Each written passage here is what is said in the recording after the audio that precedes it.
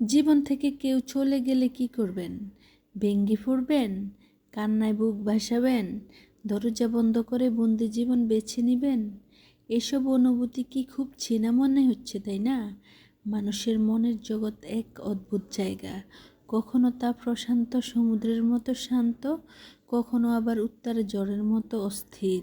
তাই কেউ চলে গেছে তার মানে সবসময় ঘৃণা নয়, বরং হয়তো প্রয়োজন, পরিস্থিতি বা নিজেকে খুঁজে পাওয়ার একান্ত চেষ্টা।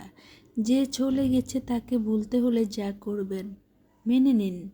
কেউ চিরদিন থাকে না, সবাইকে ধরে রাখা যায় না। ভালোবাসা, সম্পর্ক, প্রতিশ্রুতি সবই সময়ের সঙ্গে বদলায়।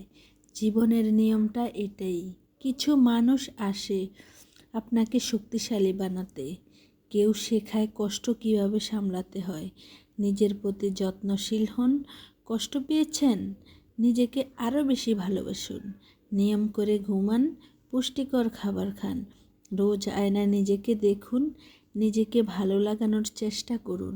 ব্যস্ত থাকুন, কাজ মানুষকে বাঁচিয়ে রাখে। নতুন কোনো স্কিল শিখুন, হয়তো লেখালেখি, ছবি আঁকা, রান্না করা বা কিছু অন্যরকম।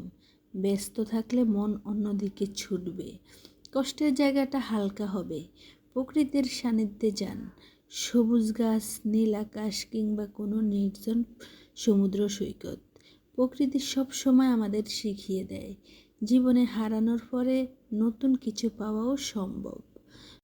বন্ধুবান্ধবীর সঙ্গে সময় কাটান, কাছে টানুন সেই মানুষগুলোকে যারা আপনার ভালো চায়। সম্পর্কের আঘাত বন্ধুদের সাহচর্যে খানিকটা প্রশমিত হয়, প্রতিশোধ নয়। নিজেকে প্রমাণ করুন, কেউ ছেড়ে চলে গেছে মানে আপনি অযোগ্য এটা নয়, বরং নিজেকে এমনভাবে তৈরি করুন যেন আপনার অনুপস্থিতিতে সেই মানুষটা আফসোস করে। ধর্মীয় জ্ঞান চর্চা করুন, যে আপনাকে সৃষ্টি করেছেন তার কাছে ফিরে যান। প্রার্থনা করুন, দেখবেন মনটা হালকা লাগছে। জীবনে যদি কেউ আপনাকে ছেড়ে চলে যায়, তাহলে কি সেটার মানে আপনি কম গুরুত্বপূর্ণ হয়ে গেলেন, নাকি তার মানে আপনার জীবনের গল্প নতুন অধ্যায়ের সূচনা হলো? আপনার জীবনের যে কোনো মানুষই আসুক চলে যাক, সবচেয়ে গুরুত্বপূর্ণ আপনি নিজেই। অন্য কারো সঙ্গে সম্পর্ক রাখতে গিয়ে নিজের আত্মসম্মান কখনো ত্যাগ করবেন না।